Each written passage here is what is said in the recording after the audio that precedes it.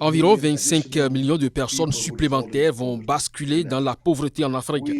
Nous estimons que l'augmentation totale de la pauvreté dans le monde suite à la crise du Covid-19 sera d'environ 50 millions de personnes et que la moitié d'entre elles se trouveront en Afrique subsaharienne.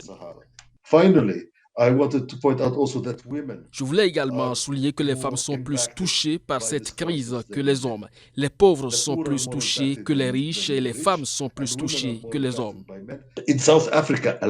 Rien qu'en Afrique du Sud, il y a eu près de 2 milliards de dollars de flux à l'extérieur du pays.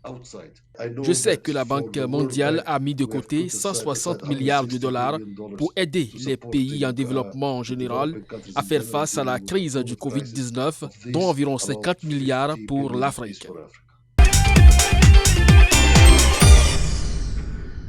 À fin décembre 2019, tous les critères quantitatifs de performance et les repères structurels ont été respectés par le Bénin. C'est la conclusion à laquelle a abouti le Fonds monétaire international à l'issue des discussions menées sur la 6e revue du programme économique et financier triennal soutenu par le Fonds monétaire international dans le cadre d'un accord de facilité élargie de crédit. Selon les responsables du FMI, qui se sont dit très satisfaits des résultats obtenus, le Bénin mériterait une augmentation du soutien de l'institution de Bretton Woods, équivalent à 61,4% de sa quote-part, soit environ 103,5 millions de dollars. De quoi porter le total des décaissements liés à l'achèvement de cette revue à 125 millions de dollars. L'augmentation annoncée, qui doit être validée par le conseil d'administration du Fonds monétaire international, servira à financer le plan de riposte contre la pandémie de Covid-19 qui a touché plus de 50 personnes dans le pays. Elle permettra ainsi de financer des mesures sanitaires et économiques, répondre aux besoins de la balance des paiements découlant de la pandémie et d'obtenir un soutien financier plus important de la communauté internationale.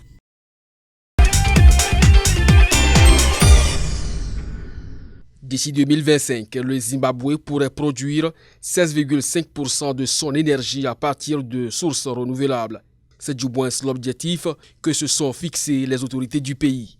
Lesquelles autorités sont motivées par la volonté d'accroître l'accès du pays à une énergie propre et abordable en installant 1100 MW de centrales d'énergie renouvelable d'ici 2025.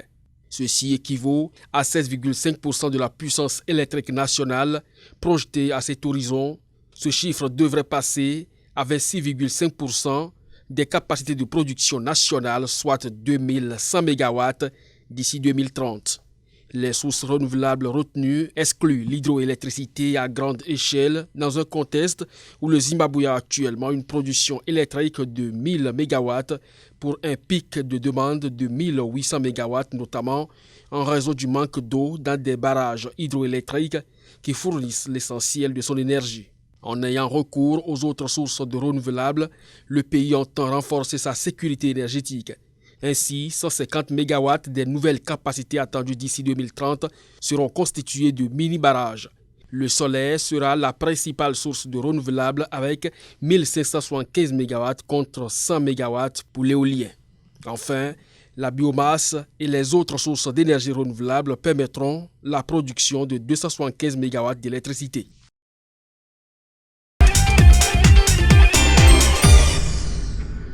La crise engendrée par la pandémie du coronavirus de par le monde ne semble pas affecter les obligations vertes.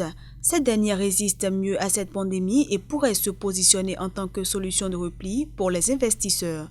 Ainsi, l'émission de ces obligations devrait continuer à augmenter au même rythme qu'avant la crise du Covid-19 en raison du maintien de l'intérêt des investisseurs pour ce type d'instrument qui n'inclut pas, par exemple, d'entreprises du secteur aérien. En effet, les entreprises émettant des obligations vertes sont en général mieux préparées pour faire face à ce type de crise car elles ont une vision à plus long terme et se positionnent sur des technologies plus utiles à long terme. Raison pour laquelle les émetteurs envisagent également ce type d'instrument pour faire face à la crise et rendre leurs économies plus conciliantes. C'est le cas de l'Allemagne qui a affirmé qu'elle émettra ses premières obligations vertes au second semestre 2020 malgré la crise sanitaire. Autant de motivations qui devraient permettre au marché des obligations vertes de croître en 2020 pour mobiliser 350 milliards de dollars contre 257,5 milliards de dollars en 2019.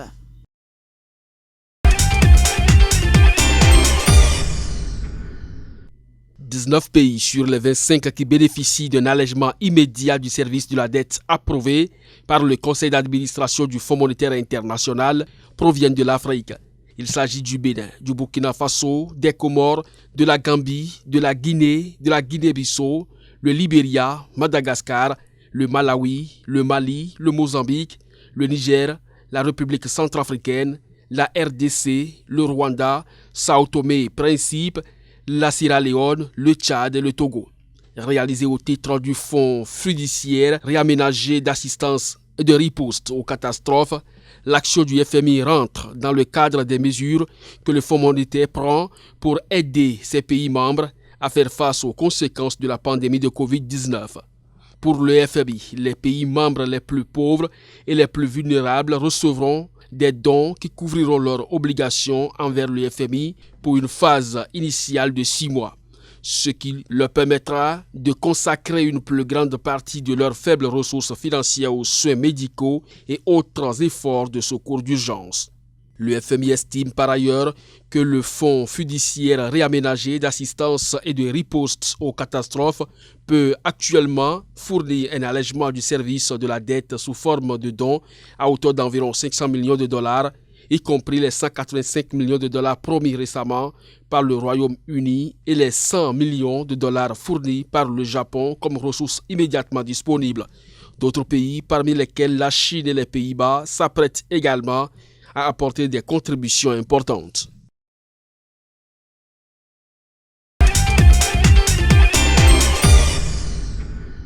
La décision est historique et saluée de par le monde.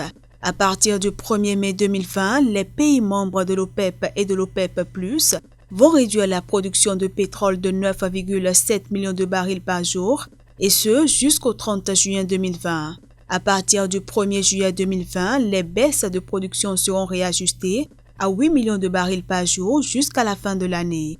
L'OPEP et les pays membres de l'OPEP+, se sont par ailleurs mis d'accord sur une réduction de la production de 6 millions de barils par jour du 1er janvier 2020 jusqu'à fin avril 2022. La base de calcul pour les ajustements est la production pétrolière d'octobre 2018, à l'exception du Royaume d'Arabie Saoudite et de la Russie, tous deux avec le même niveau de référence de 11 millions de barils par jour. Pour le président de la Chambre africaine de l'énergie, il s'agit d'un accord vraiment historique pour le continent noir et pour les marchés mondiaux de l'énergie. Cela montre clairement, selon lui, qu'en période de besoins critiques, les États d'Afrique peuvent mettre de côté leurs différences et s'unir derrière des accords historiques qui feront la différence pour les entreprises et les employés. La nouvelle décision s'appuie sur la déclaration de coopération de 2016 et augmente encore plus les coupes de production.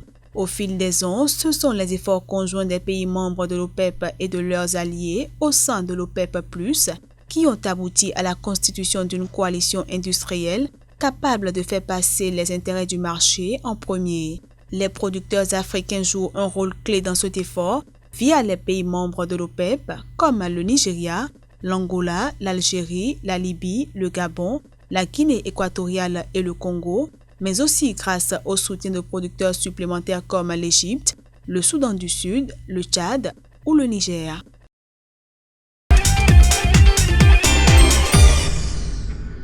« 442 millions de dollars, ainsi s'élève la cagnotte que le Conseil d'administration du Fonds monétaire international a approuvé en faveur du Sénégal, ceci au titre de la facilité de crédit rapide et de l'instrument de financement rapide en vue d'aider ce pays à répondre aux besoins urgents de financement de la balance des paiements qui résultent de la pandémie du Covid-19. Cet appui financier se décline en deux parts. Tout d'abord, un achat au titre de l'instrument de financement rapide équivalent à 215,7 millions de droits de tirages spéciaux, soit environ 294,7 millions de dollars. Le nouveau financement du FMI concerne ensuite un décaissement au titre de la facilité de crédit rapide équivalent à 107,9 millions de droits de tirages spéciaux, soit environ 147,4 millions de dollars.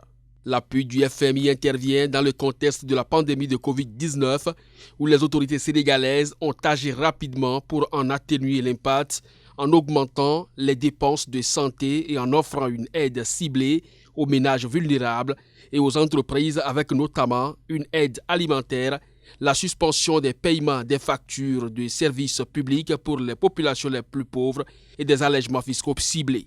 Ces différentes mesures, ainsi que la forte réduction de l'activité économique en raison de cette pandémie, ont créé un besoin urgent de financement de la balance des paiements et du budget du Sénégal.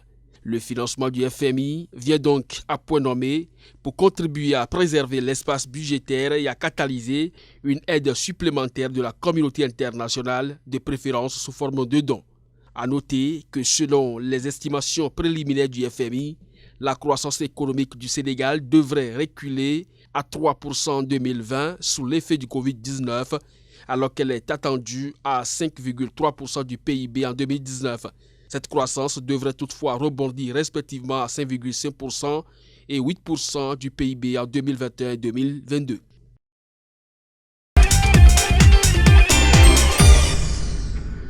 En riposte aux conséquences de la pandémie de coronavirus sur l'économie marocaine, la Banque européenne d'investissement renforce son soutien au secteur privé du Maroc.